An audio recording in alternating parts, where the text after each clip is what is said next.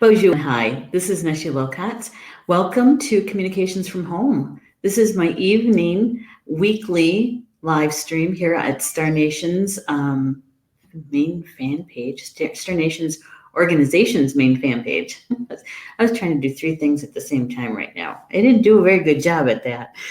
So tonight's show, I have to ask you this question. Have you ever defined for yourself what it means to live up to your true potential, your full potential? Do we even know what that is? Right? I was working on the magazine, Star Nation's magazine. I think it was on Friday, last week Friday. And I was thinking about this show and what we're going to be talking about tonight. And so, I was asking my spiritual team, to give me a hand with that, to show me what tonight's topic was going to be. And as I'm working on the magazine, I ran across an article. And the article was about living up to your potential. And so I was reading through it and I was thinking, wow, this is really kind of interesting. But how many people really know what their potential is, right? And so we get told or pulled in one direction or another what that is. And so I thought, why don't we talk about that tonight? Obviously, Spirit wanted us to at least put some thought to it because I was literally working on the magazine. And I thought maybe they were talking about this art, maybe being an article in the magazine, which it very could well be. It seems to carry quite a bit of power behind it, really. So, hey, Linda, good to have you here, lady. It's always good to have you here. Before we get too far down the road, what I'd like to do is to invite you to. Let's turn down my sound. Good to have you here, lady. There we go. Is to sprinkle, because we're not saying the SHRARED word because FB doesn't really like that word. Yeah, it's all these different rules, they keep changing stuff, periodically, right? We just get a handle on it. And I always call Facebook that elusive creature, because just when you think you know it and you can understand why they do what they do, they end up changing something and you basically have to start all over again. So anyway, if you wouldn't mind sprinkling, spreading, sending this live stream over to a friend or a family member, or just to your news feed, that would be really helpful. And I'll share with you why. The reason why we even ask you guys this is because, almost every one of our show hosts do that, right? And really, you know what that's all about? That's all about whenever we find something that is helpful to us on our journey here, right? Our spiritual journey, our earth walk, to share it. Oh, I said that S word. Rats. I was doing so good too. It is to, pay it forward, really. I always kind of call it the energy worker, light worker, civic duty. Because I tell you what, if we've been looking for it, someone else has been looking for it too. And so just to help them along a bit is just to be able to, is to pay it forward with them, right? It's a good thing. It's a nice thing to do. So I appreciate that if you guys would do that. Thank you so much, Linda. Thank you so much. I appreciate it. And it also means that there's more people in our community. And let me tell you, I have to thank you guys. I was just out looking at our closed groups and at our main fan page. And I tell you what, people have been joining us on a consistent basis every week, brand new people. And that means that we're reaching more and more souls, which is one of my intentions years and years and years ago, is to be as helpful as I could possibly be, right? Using my gifts and, yeah, and choosing Star Nations as the vehicle for that. And some of that really is about, yeah, living up to our potential, right? I can remember way back when, I don't know if you guys had this kind of experience. I was back in the late 80s. Paul and I had just moved for, I don't know, the second time. We got married in 1979 and had moved like at least twice. Yeah, before in 1984. So anyway, I had started a list of things that I wanted to do, right? Because I really felt like there was more to life than what I was doing. There was more to life than going to bed, getting up, going to work, coming home, making supper, going to bed, getting up. And it was like, there's got to be more to it than this, right? And so Paul was in the National Guard early years. And so that meant that he was gone a lot, building his career, right? And so here I am home and I'm thinking, okay, I got some time on my hands. Why don't we sit down and try to figure out where we want to go? What do I want to do? And so that's what I did. And I came up with a list of things. And some of them was like getting my college education, right? Graduating from college. I was the very first one in my family to do so. And I was also wanting to speak a second language. I wanted to use the gifts that the Creator gave me as much as I possibly could in a good way. All right. And so some of them were kind of vague and others were really, really specific. And then 1999 rolled around and I crossed off the very last thing on that list. And that was to get a master's degree. And that was my last piece on that list. Now, I have to tell you, I spent a lot of years, a whole decade, working on that list and getting things checked off. I had a good time with most of it, some learning curves with others. But when I crossed off that last item in 1999, I kind of floated around. Yeah, I've done that a few times in my life where, I didn't have any real direction. I didn't have any clear-cut goals. I didn't have anything to plan for. Yeah. And so what did I do? I took 6 months off from my job. I was working for the state at the time. Took a sabbatical. Paul was going down to Oklahoma for his officer's training course. And that would have been, I think, our second or third trip down there. And I was going to go with him. And so I spent the next 6 months trying to figure out what I was going to do next. And that's when I realized that I needed to define for myself what success was and define for myself what my potential was. Not to go by something that was written in a dictionary or written by some psychologist. My undergrad is psychology. Is to really sit down and really define it for myself. And it took me a while. And I was reading voraciously. I was learning all I could about feng shui. I was learning all I could about the art of placement, which is feng shui, and lots of other things too. I was a seeker. I was searching for information. I was a sponge for information. I did some application, but most of it was education. It was gathering more information. And I also made a decision that I was not going to do formal education anymore. I wasn't going to sit in a desk or at a table and write papers that my professor, my mentor didn't really care about. It was like checking off those check boxes, right? Yeah.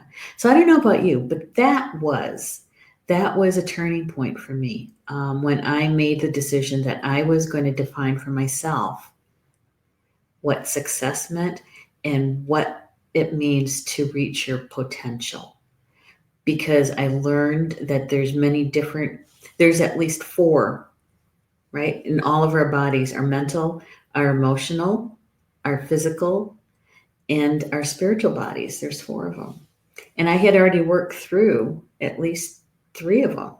And so I was sitting with the spiritual definition. How many of you in the chat have gone through something like that? It's I wouldn't call it the dark night of the soul. That there was no anguish, there was no pain, there was some frustration and impatience, um, and yet there was also um, a really deep desire to be independent in my thoughts and in how I define things for myself. Yeah. Hey, Jocelyn's here. Hey, Jocelyn, it's good to have you here. And Sabrina, my goodness, thank you for being here. You saw the message I sent to you earlier today, right? Yeah. I'm hoping you're going to be able to. I haven't checked my messages since I sent those out, but I would appreciate your reply. I'm curious. And so Cindy Lynn's here too. Hey, Cindy Lynn. And Rochelle. And Deb's here too. Hi, Deb. Thank you for being here with me. And Linda is saying a lot of frustration. I remember that time. I mean, that 6 months, I wouldn't say it was the entire 6 months, but it was a good chunk. It was at least 4, maybe 4.5 months, right? I took up walking in the mornings, and let me tell you, in Oklahoma, from March until the end of July, beginning of August, yeah, you had to get out there early in the morning before it got hot, right? Hotter. And they had a really nice walking track around the golf course on Post at Fort Sill. And I remember everybody else that was walking, they had headsets on, they're whatever they were listening to. But and I'd walk by them, and it was like they were zoned. They were, their body was present, but they were someplace else. And I was thinking to myself, not being judgy, but I was thinking to myself, wow, they're really missing what's going on around them. And, remembering those days when I did the same thing. And yet I remember watching, they're called scissortails birds in Oklahoma. They kind of hover, right? And they use their tails are feathers are split.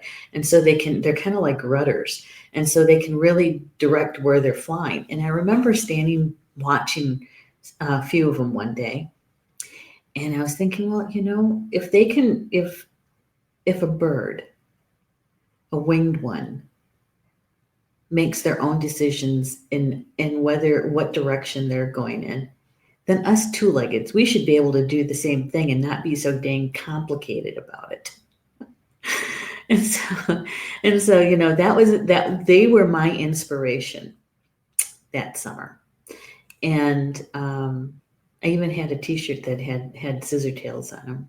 And there's also a powwow drum, a group, singers, guys. They're called Scissortails, and I like them a lot. But it was around that track I realized that a lot of my definitions around things that were important in my life were really based on other people and what they thought. Everything from my parents to, education mentors to some of the books I read and, society in general. Yeah. So I took some time. to really take a look at my own definition of success and what my definition was about my potential. And how do I reach the highest potential that I possibly can?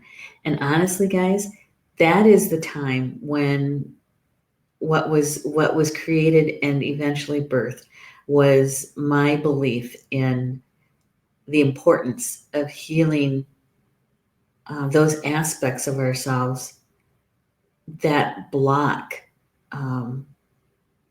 our full potential, those emotional and mental traumas, right? And that's where that was birthed. And honestly, that is probably there was two people I was reading at the time, Denise Lynn and three, Deepak Chopra, and also the early writings of Drunvalo Melchizedek. And so I like to say those three had become my mentors, my teachers, even though I hadn't met them yet, right? Yeah. Sabrina is saying, always looking as life pulls me its way. Yeah. Some of it is definitely spirit led, right? The opportunities that come to us, the things that literally fall in our laps or end up in an email message or those are those signs and symbols, right? That are around us every day, all day, if we take the time to look. But we also have free will. And so this is a part of our free will that I'm talking about tonight, is that, yeah, we can make the decision that we are going to consciously reach and strive for the highest potential that we can possibly reach. Okay. And that's good. It's good. But we also have to, get my ears ringing. And so we really do have to identify for ourselves some definitions and also our values, our integrity. What are we willing to be soft on, compromise with? And what are others that you draw the line in the sand and you say, this is my boundary and I'm not crossing it, and neither are you. Those things that mean something to us, that make up our definition, right? Okay, and so have you ever heard of Stephen Covey? I'm sure a lot of people have, right?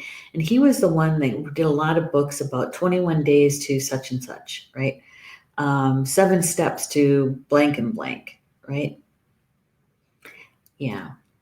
A lot of those positive mental attitude, books and those kinds of things. I read a lot of those too. Because underneath it all, I recognized that some of that writing was actually channeled. Some of that information that was shared in a way that had, it was another door to go through, right? It wasn't necessarily that said spiritual path above the door, choose this door kind of thing. It was another doorway to take, another path. And I took that path for a while. That positive mental attitude, because when you grow up with a perfectionist, a lot of that stays with you through your entire adulthood, and it takes really a strong will and a clear intention in how you're going to live your life, and not fall back on those old patterns of working towards someone's approval, waiting for that you did a good job when it never came. It still hasn't. No, I take that back. My mom has told me that in the last year, at least twice. But before that, it was always striving to get that nod of approval, right? And so a lot of it was growing up with what she called constructive criticism, which was just plain criticism a lot of times. And so, learning how to navigate that and how to step away from it and say, you know what, that's your opinion. This is how I saw it, and this is how I see it. And using your voice in a good way, not in a an argumentative way, but in a way that you can convey that they have their opinion, but that opinion really doesn't um, change how you feel about something that you have accomplished, right? Yeah. Yeah. So, yeah, and I like this. I like what Sabrina said here is always looking as life pulls me its way. Yeah. And sometimes what it takes is to be able to carve out that time for yourself. You could even put it under the category of self-care, really, is to take some of that meditation time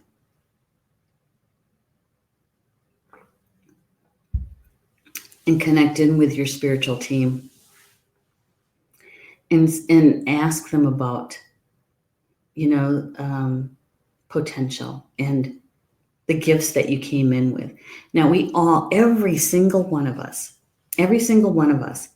came in with gifts, things that we are really good at, right? And doesn't take much effort.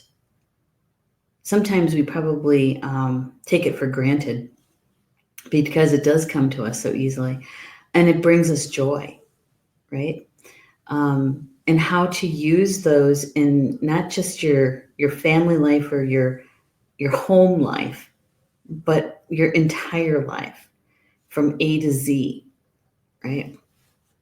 Yeah. And every single one of us came in with intuition. There's not one soul that's here on earth that does not have intuition. It all depends on how much we turn our attention to it and how we consciously bring it into our lives, right? So I'd like to think that because we're diligent on doing our self-care, our self-healing, our healing work, that whenever we heal an aspect of a past trauma, is that we're clearing the debris away, right? And that we have more conscious access to our gifts and to our intuition. And when we do that, what happens is our self-confidence goes up. You become one of those people that people say that, she's comfortable in her own skin. She's really grounded, you know? Yeah. It's because we're consciously living our lives. We're tapping into our strengths, right? And we all have weaknesses too. We all do. But when we gravitate toward our strengths, yeah, those weaknesses are there to keep us humble. Is to keep us humble, right? Yeah. Because there's some things, okay, here's one big one that I lean on my husband quite a bit for, and that is patience with software. To upload or download something, I get impatient with it. It's like, and I get frustrated really easy with it. And so rather than going through all of that, since he's so good at it, I ask him, could you please do this with me? Because I don't get it. Yeah. And I can be a good cook. I can put together some really good meals. But my mother hit the nail on the head when I was, I don't know, 22 or so, 23, when she said, you could be a really good cook. You just have to want to do it. When you're in the mood for it, they're really good meals. When you're not, they're really bad meals. It's like, well, yeah, because I kind of knew that already, right? I know. But living up to our own potential, I think the key in that is defining it for yourself. What is your true potential? And how do you do that? How do you identify that, right? There's a couple of different ways. One that worked for me was sitting down and going to my heart, right? And connecting with my higher self. Because we're all here for a purpose, right? We are all here to experience this earth life in a specific way so that we gain specific wisdom, so that our soul has a certain specific growth. And so the question becomes, what is that, right? Some people call it a life purpose. Yeah, I call it, how do we gather the best of ourselves and select the best vehicle to express ourselves in, right? Because honestly, our gifts that we came in with, that is how we express our soul expression. Yeah. So how do you want to express your soul? What are the things that really mean a great deal to you? Yeah. See, mine has always been to be in service to others in a way that is a balance of giving and receiving, you know? Um, there's nothing like teaching a class and you can see it in someone else's eyes that they had their light bulb moment where things kind of came together for them, and it was just one word that I said, but it was a culmination of things kind of coming together, that confluence of experience, information, spirit, right? Being in a sacred space to be able um, to be open to those kinds of things. There is nothing like it to see that look and the look in their eyes when they have their light bulb moment. Yeah. Or when you're talking to somebody and doing that coaching kind of thing, and they have the same thing, but you can hear it in their voice. And so many times people will start crying, right? Yeah. To me, there's nothing like that.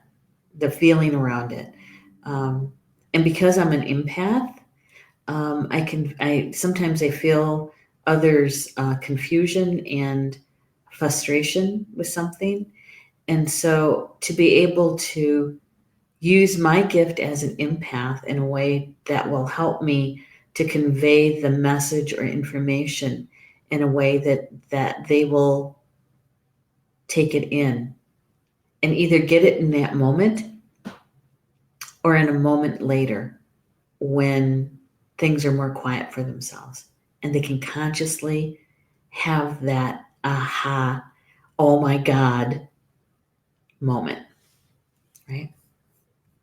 Yeah. Sabrina saying, I grew up thinking self care was selfish, so I have a hard time turning that off. Oh, that's a good one. That's a good one, Sabrina. Thank you for sharing that. Especially as women, many times, and depending on our age, right? It's a generational thing. Yeah, that's so when you feel that way, whose voice do you hear in your head? Whose voice do you hear? Because we have that, right? I remember one time in one of my past employments. It's like a lifetime ago. I was a director for a day service for developmentally disabled adults, severely disabled. I worked for United Cerebral Palsy. It was one of those things I had on my list, okay, to be in service. And so literally taking off a document that they described that they got funding for, and I was one of the key people to help bring it into the third dimension, to actually ground it here on the earth plane, where we actually had a real program in providing service, right? And I remember standing there talking to some of my staff, and it was after work, we were locking up, and Paul and I were getting ready to buy a house. And I said something about equity, It's about time we start earning some equity on what we live in. And I could hear my mom's voice in my head. It's about that word equity, that you're doing something really good with your money. Yeah. Yeah. Sabrina says my mother. Yeah. Yeah, I kind of know that one too, Sabrina. My mom, she would say things like this to my sister-in-laws. It's like my sister-in-laws were trying to get a break from their kids, and so they're dropping the kids off at the grandparents' house, my parents, and so that they could get a break. And my mom would say things to them like, "Break? Why do you need a break from your children?" I never took a break from my children. So there is that you know what's a good mom, right? A good in my mother's point of view, a good mom doesn't take a break from her kids. I'm here to tell you that I wish she had taken a break from us. No, she did. She'd send us to bed early. We'd be in bed by 7 o'clock. That was so she could get a break. And so, yeah, many times it is our moms in our heads, right? Or our dads.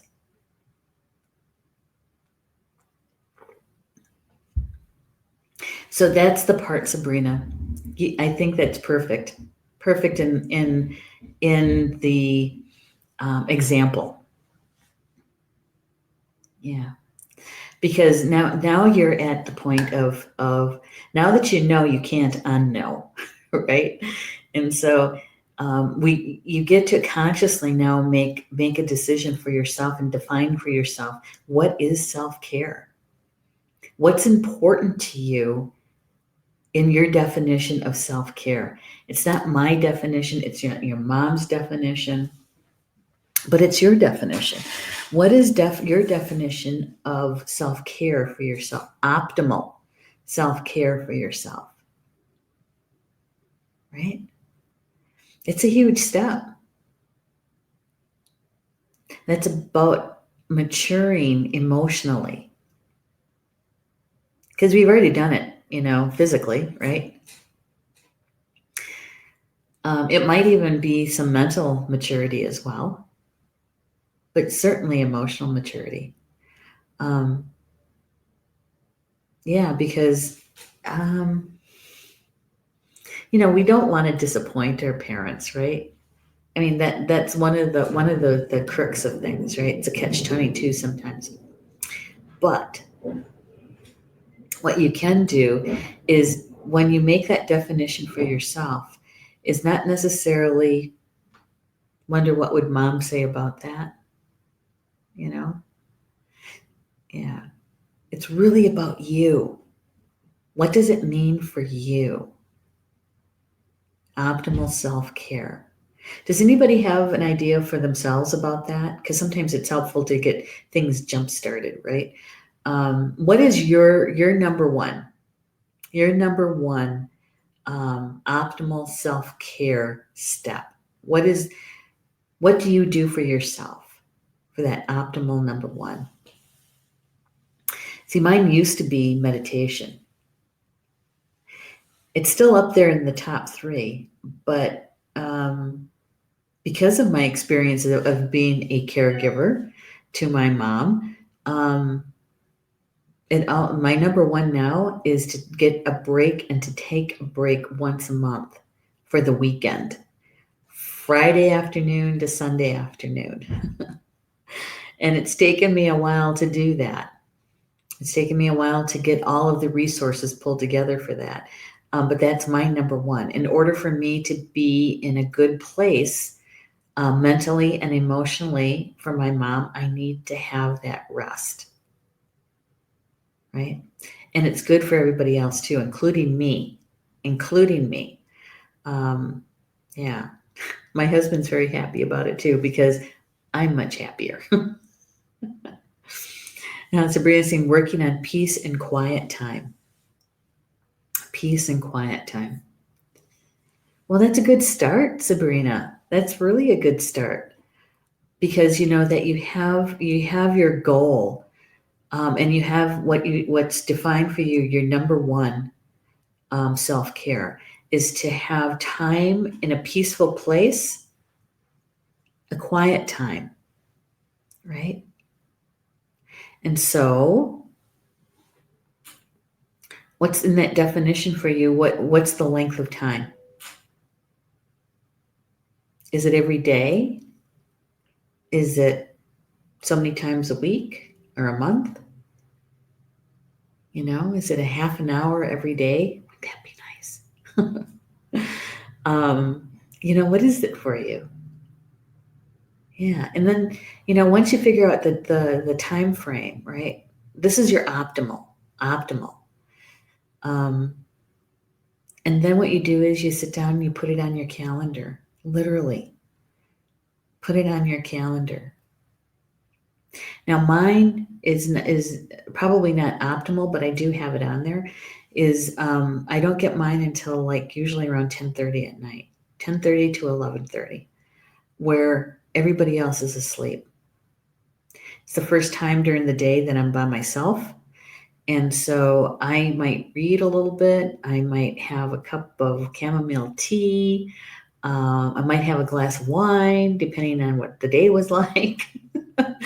I might watch a little bit of a movie by myself. Yeah, so what is it for you? What time of day would be good for you? And you literally, that is something, you set a boundary, and it's a boundary out of love, right? It's a boundary set from love. Because when we're experiencing peace and quiet time, it affects the rest of our life. It affects how we treat other people in our life. Yeah, it's a good thing. Linda's saying meditation is my self-care. Yeah. Linda, there was a time when I used to do like 30, 45 an hour meditations. Yeah. That was we've been here for 12 years. So it had to have been at least 8 or 9 years ago. Yeah. And so, meditation is it's still like number 3 on my list.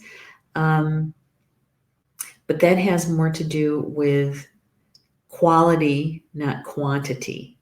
And I had to redefine that for myself, right? Quality, not quantity. Yeah. And meditation is so good for us. It really is. And sometimes I had to be okay with taking a nap in place of a meditation because I was getting so hard on myself, because I'd fall asleep in a meditation because I was exhausted. And so, and so I had to be kind to myself and say, it's okay. It's okay if you're going to take a nap rather than do a meditation. Yeah. Sabrina's saying 10 minutes a day. Good. Now, is that morning, afternoon, or night?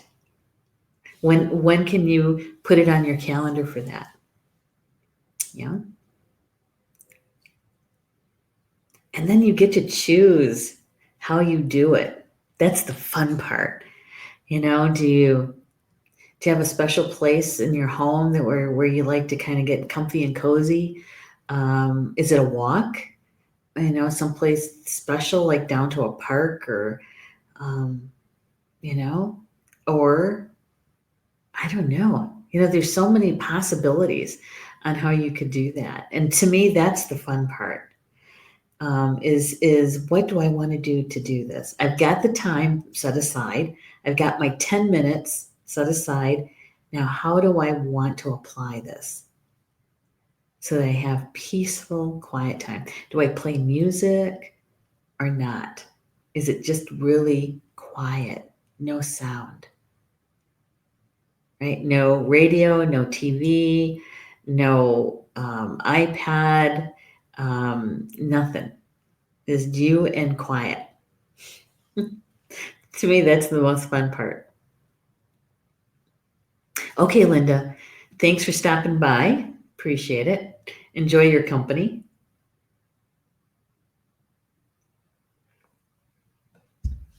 So reaching our true potential, our best or highest potential, I believe really starts with how we define it. Yeah. How do you define what's success for yourself? How do you define reaching your highest potential? Right? For me, it is having full access to my intuition, to have full access to all of my gifts, right? And that I apply it through the vehicle of my choice, which is Star Nations, and I am consciously aware of all the good things that come from that, right? And so we celebrate, which is another piece. And we celebrate those accomplishments, right? Yeah, the small ones and the big ones. Because we seem to always do the big ones, usually. Sometimes we don't even do those. But it's important to acknowledge and celebrate. Yeah. Is doing that woohoo and that happy dance in the kitchen because something just really just happened that's so cool, right? Yeah. It's all of that. Because remember, our emotions are our GPS system. Our emotions are the fuel that catapults literally our manifestations into the third onto the earth plane, I should say. Not the third dimension, but the earth plane. Yeah. So we really have to be able to express our emotions, our full range of emotions. It's like the full color spectrum, right? In a healthy, loving, kind way. The best we can do. Even when we're upset and angry, is to feel the emotion, express it in the best way possible, no harm to none, right? Including yourself, as Polly Joe would say. Um, yeah, and that is the application of it, I think. Sabrina saying this time with you is always awesome. At night, sit outside. Oh my gosh, you could watch the stars, right? You could look up at grandfather's sky. Yeah, watch the stars, shooting stars, falling stars. Yeah, the moon and all of her phases. You know, what I used to like to do, Sabrina? In one of our houses where we used to live, Wisconsin Rapids, we had a house that had a covered porch. It was screened in. It was great in the summertime because you didn't have to deal with the mosquitoes and you could still be outside. I used to like to sit out there in the afternoon when I got home and read the paper, the local paper, because it was only like maybe 3 or 4 pages and I didn't read everything. But and then I would people watch a little bit, neighbors, people walking by, that kind of thing. Waving to people that I knew. Some people would come up and say hi. But more importantly, I used to sit out there and when it would rain and listen to the storm come in. You can hear the rumbling of the thunder, right? Watch some lightning, and then the rain would start.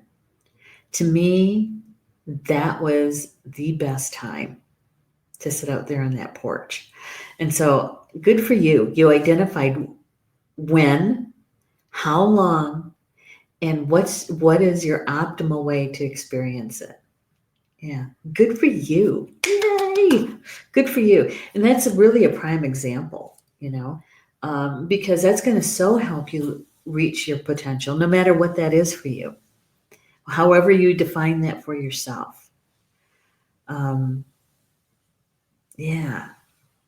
You know, that list that I made back in 1989 and finished up in 99, and then I floated for a while.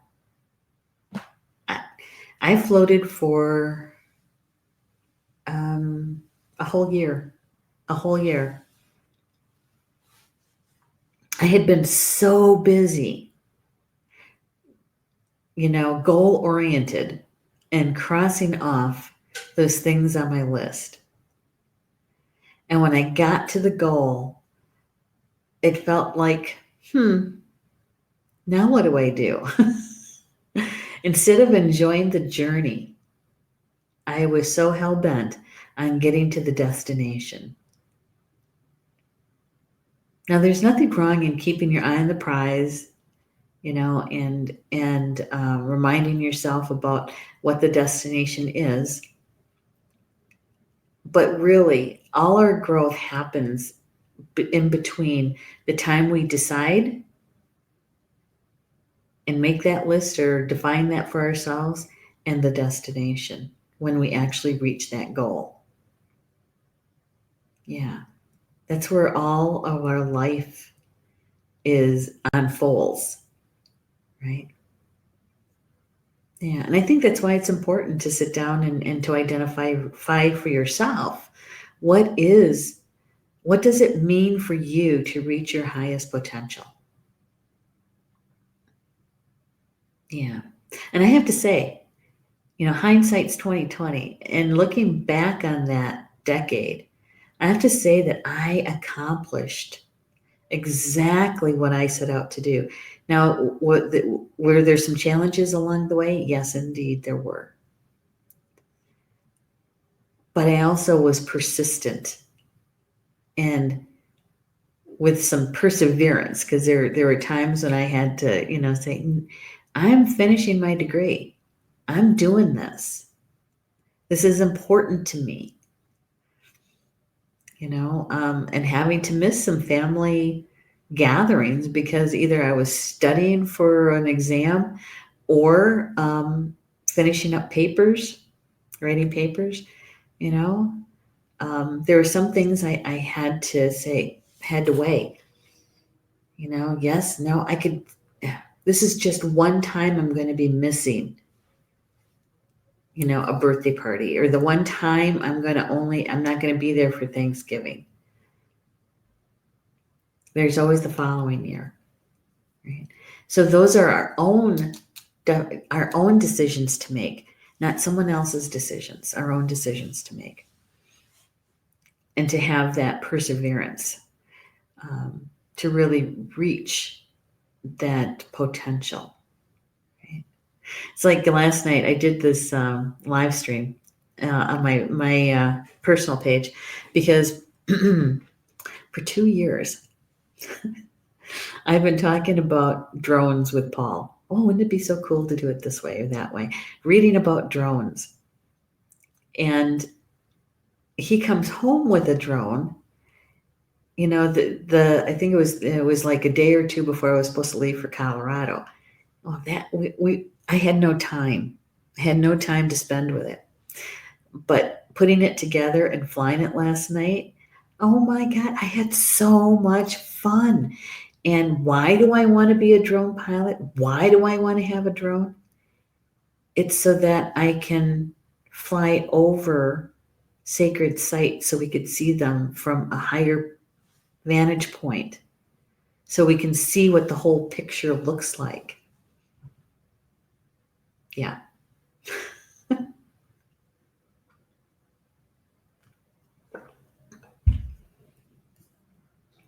Sabrina says, yes, I love that. Yeah, the sitting outside. So I hope our conversation about reaching your potential, right, has started you to consider what your definition is. And then once you define it, then how are you going to start experiencing it? What vehicle are you going to ride in, right? See, I consider Star Nation's organization Um, yeah, it's like it's a huge starship. I was trying to equate it to like some sort of automobile, but that's not it at all. It's like a huge starship.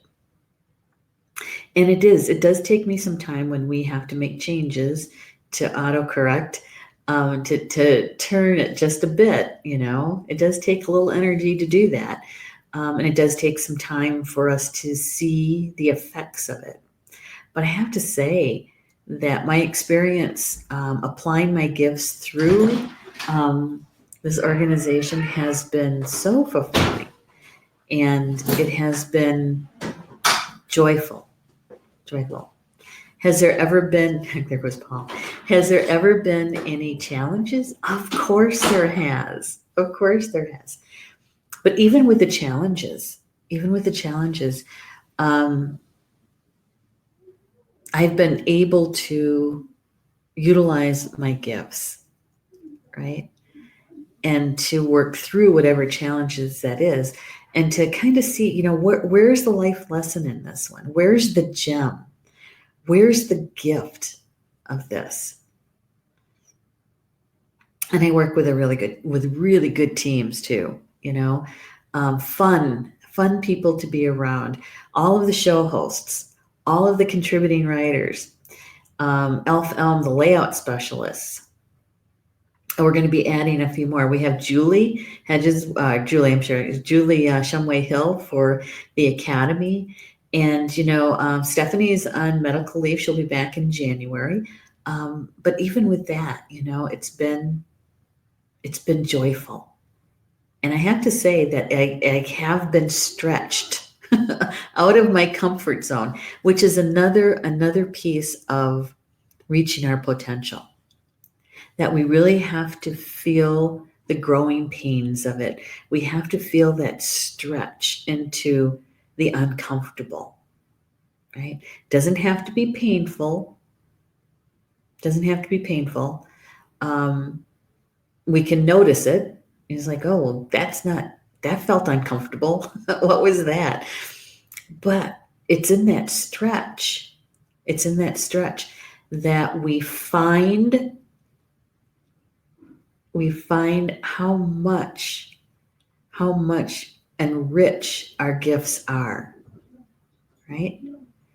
Yeah. And sometimes because we've been diligent in our healing work, you know, the traumas and the emotional and mental traumas, whenever we do another layer of that, we get to experience our gifts in another layer of richness to them, right?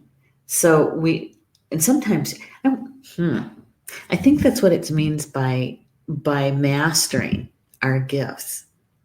I do. Yeah. Because if we didn't have that stretch or that out of that comfort zone, we wouldn't know the full potential of our gifts and the application of those gifts. How cool is that? Holy smokes. Holy smokes. Hey, Rochelle says, I can relate to all that you are saying about school and the determination you had. Yeah,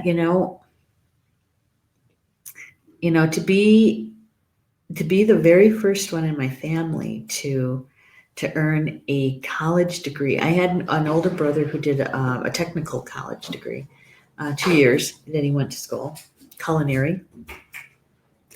But to be the first person in my family, my entire family, not just my brothers and my cousins, the whole extended family. I was the only one to have a college degree for a really long time. Yeah, and there was no role models. There was no defined path, right? And so, yeah, perseverance, determination. Yeah, I worked really diligently for those degrees. I did. Yeah. Hey, Mark, good to have you here. Good to have you here. And George and Paul are in and out. I don't know what that's all about. I sneeze. All right, so I hope our discussion, our conversation about the reaching your full potential was a place for you to start considering, and even if you've reached some milestones, right? You've, like I did, finished your first list, right? That there's so much more. There's so much more. There's the next chapter, the next book, right? And it's up to us individually to create that. And so when in that creation, what I think is the coolest part is that we actually affect other people. We do.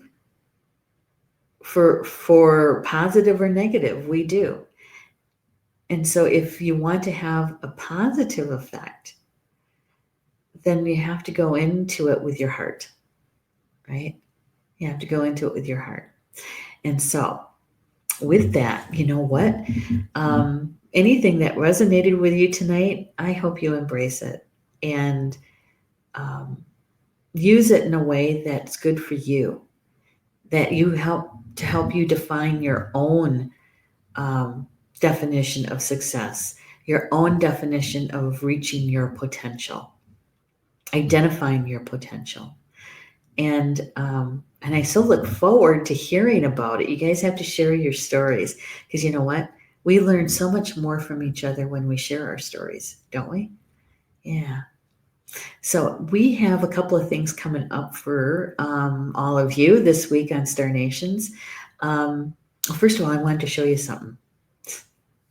I can't believe I'm doing this. Here we go. This is something Be Live, our partners at Be Live, put together for all of us who use their application for our shows. This is what it looks like. This is me. My journey at Be Live started with the first show, right? Ever since, I've been living an exciting adventure. I have had 567 broadcasts. Can you believe that? With over 4,000 reactions. That's you guys. And over 18,000 comments. That's you guys. Yeah, you guys can try Be Live for yourselves if you'd like.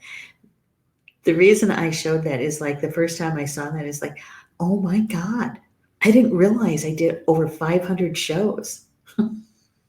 Holy smokes. So that's just one prime example of living up to your potential. And I'm going to be exceeding it in 2020. I just know it. So what do we have for you this week for Star Nations? Well, we have tomorrow night, Polly Joe's going to be here at Star Nations Academy, where I do the broadcasts from. She'll be here doing Soul Connections, her evening show. And so join us for that. I don't have to produce because I'll help her, but she's right here. We get to do it together in person. And then on starting Friday night is Polly Joe's class, Reaching Your True Potential. Yeah. And we still have time if you want to join us. Come on down. You can contact me through Star Nations organizations. Go to the Academy page and click on that, and you can pay for your registration there, and you can join us. It is a healing weekend. I have to tell you that there's empowerment happening through that class. Many people who've taken that class have said that it's life-changing. So that's this weekend. I'm working on Star Nations magazine.